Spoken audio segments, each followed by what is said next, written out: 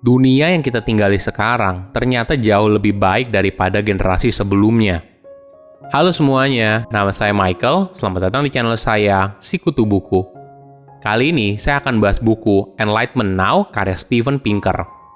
Sebelum kita mulai, buat kalian yang mau support channel ini agar terus berkarya, caranya gampang banget. Kalian cukup klik subscribe dan nyalakan loncengnya. Dukungan kalian membantu banget supaya kita bisa rutin posting dan bersama-sama belajar di channel ini. Buku ini membahas kalau dunia yang kita tinggali sekarang ternyata jauh lebih baik loh daripada era dan generasi sebelumnya. Apakah kamu merasa kalau dunia yang kita tinggali semakin buruk? Kita mendengarnya di berita kalau pemanasan global meningkat, resesi ekonomi, pandemi global, dan sebagainya. Namun apakah kamu tahu kalau di masa saat ini justru kesehatan, kemakmuran, keamanan, dan kebahagiaan meningkat dibandingkan era sebelumnya? Jika kamu melihat rata-rata kekerasan, kelaparan, dan kemiskinan, ternyata presentasenya menurun daripada era sebelumnya. Steven akan mengajarkan kita untuk melihat dunia yang kita tinggali dengan perspektif yang lebih positif. Saya merangkumnya menjadi 3 hal penting dari buku ini. Pertama, apakah dunia sekarang lebih baik? Judul buku Steven yang bernama Enlightenment Now diambil dari abad atau zaman pencerahan yang dimulai di Eropa pada pertengahan awal abad ke-18. Saat itu, masyarakat di sana memiliki pola pikir yang jauh berbeda. Sebelum abad pencerahan, jika ada cuaca buruk, maka akan dihubungkan dengan penyihir atau dewa yang marah. Sama halnya pemahaman masyarakat kalau laut dan hutan dihuni oleh makhluk buas yang jahat.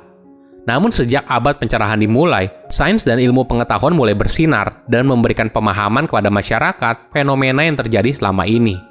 Perubahan ini tidak hanya terjadi di bidang kepercayaan masyarakat saja, tapi juga kepada praktik hidup masyarakat, misalnya seperti perbudakan. Sebelum abad pencerahan, perbudakan dianggap sebagai hal yang lumrah dan umum. Namun setelah masyarakat mulai teredukasi, mereka baru menyadari kalau praktik perbudakan adalah hal yang tidak manusiawi. Dengan perkembangan ilmu pengetahuan, muncul pemahaman baru, yaitu pandangan soal humanisme, di mana ini merupakan pandangan untuk memahami manusia satu sama lain dan menghargainya. Dalam tahapan yang lebih besar, humanisme ini lalu didorong oleh sesuatu yang kita kenal sekarang sebagai kosmopolitanisme. Ini merupakan paham yang menolak konsep sempit yang membenturkan satu kelompok dengan kelompok lainnya. Kosmopolitanisme melihat setiap orang sama, tidak peduli dari mana mereka berasal. Tentu saja dunia yang kita tinggali sekarang juga tidak sempurna. Kita masih melihat ada perang sipil di beberapa negara yang ada di Timur Tengah. Walaupun begitu, kurang dari 100 tahun yang lalu, perang merupakan hal yang normal pada masa itu. Bahkan pada saat Perang Dunia Kedua, sekitar 60 juta orang kehilangan tempat tinggalnya akibat perang, dan bahkan melebihi jumlah pengungsi dunia yang kita miliki sekarang. Salah satu alasan dibalik penurunan jumlah dan skala perang adalah adanya perserikatan bangsa-bangsa. Organisasi ini bertujuan untuk menjaga ketentraman hubungan antar negara. Kedua, fakta dunia menjadi lebih baik. Pada awal abad pencerahan, rata-rata harapan hidup masyarakatnya yaitu 29 tahun.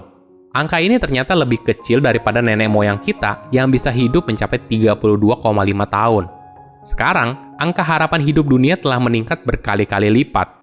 Salah satu faktor pendukungnya adalah tingkat kematian bayi semakin kecil yang secara statistik mampu meningkatkan harapan hidup manusia secara signifikan. Gambarannya seperti ini. Jika ada lebih sedikit bayi yang meninggal saat dilahirkan, maka jumlah ibu yang selamat saat melahirkan juga meningkat. Ada perbandingan menarik soal harapan hidup manusia. Pada tahun 1845, seorang warga Inggris yang berusia 30 tahun memiliki tingkat harapan hidup 30 tahun lagi. Sedangkan warga Inggris yang berusia 80 tahun memiliki harapan hidup 5 tahun lagi. Pada tahun 2011, seorang warga Inggris yang berusia 30 tahun memiliki tingkat harapan hidup 52 tahun lagi. Sedangkan warga Inggris yang berusia 80 tahun memiliki harapan hidup 9 tahun lagi. Ini adalah salah satu bukti bahwa dunia mengarah pada kondisi yang lebih baik. 200 tahun lalu, lebih dari 90% masyarakat dunia hidup dalam kemiskinan. Sekarang, jumlahnya kurang dari 10%. Hal ini disebabkan dari tahun 1820 hingga 1900, pendapatan masyarakat dunia meningkat 3 kali lipat. 50 tahun kemudian, meningkat 3 kali lipat lagi, dan meningkat lagi pada tahun 1984. Saat ini, bahkan negara paling miskin sekalipun bisa meningkatkan pendapatan mereka 2 kali lipat setiap 18 tahun. Ini mematahkan argumen yang mengatakan kalau ketika pendapatan dunia meningkat, maka hanya membuat orang kaya semakin kaya. Namun, ternyata tidak selalu begitu. Ketika kekayaan meningkat, kesenjangan sosial akan meningkat di awal, hingga mencapai puncaknya dan lalu turun. Bukti lain yaitu kita melihat banyak negara mulai mengalokasikan dana negaranya untuk program bantuan sosial. Sebagai contoh di Eropa, 100 tahun lalu, negara di Eropa hanya mengalokasikan 1,5% untuk bantuan sosial bagi warga miskin. Sekarang, jumlah rata-rata alokasi program bantuan sosial negara mencapai 22%. Ketiga, melihat dunia dengan lebih positif. Setiap harinya kita dihadapkan dengan berita terus-menerus. Seringkali berita yang membastis membuat kita menjadi panik dan cemas. Steven mengambil contoh soal terorisme. Tentu saja terorisme merupakan hal yang mengerikan. Namun, apakah hal tersebut merupakan ancaman darurat yang mendesak? Pada pemungutan suara tahun 2016, mayoritas warga Amerika Serikat mempercayainya kalau itu adalah hal yang darurat. Namun, coba kita berpikir dengan lebih bijak. Realitanya, orang Amerika Serikat lebih mungkin meninggal karena disambar listrik atau sengatan lebah daripada serangan teroris. Jika kita lihat dalam konteks yang lebih luas yaitu dunia, kita punya potensi meninggal 125 kali lebih tinggi dari kecelakaan daripada serangan teroris. Walaupun begitu, ketakutan yang berlebihan bisa dimaklumi, karena resiko serangan teroris tidak mencapai 0%. Tentu saja hal ini bisa membuat banyak orang cemas, apalagi informasinya diulang terus-menerus hingga berhari-hari di media massa. Sama halnya dengan perkembangan artificial intelligence atau kita kenal dengan nama AI. Interpretasi bebas yang seringkali kita lihat di film membuat kita semakin was-was dan cemas soal perkembangan AI. Banyak orang merasa perkembangan AI dapat membuat skenario seperti dalam film Terminator menjadi kenyataan. Di sisi lain, kita harus merangkul teknologi baru untuk meningkatkan taraf hidup kita di masa depan. Di buku ini, kata kunci yang ingin disampaikan oleh Steven adalah progres atau perkembangan. Perspektif positifnya dalam melihat dunia yang kita tinggali sekarang membuat kita untuk melihat dunia kembali dengan cara yang berbeda. Jika kita tidak pernah menengok ke masa lalu, kita tidak akan sadar seberapa jauh kita sudah melangkah. Seringkali kita lupa dan sibuk melihat ke masa depan. Hal ini membuat kita tidak mensyukuri perkembangan yang sudah kita nikmati sekarang. Perkembangan di dunia juga didukung oleh sistem demokrasi.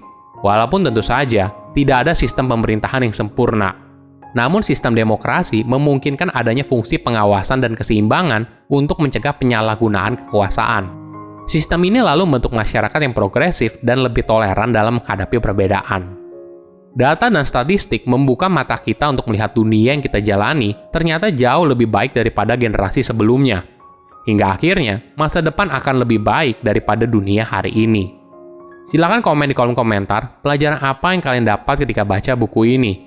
Selain itu, komen juga mau buku apa lagi yang saya review di video berikutnya.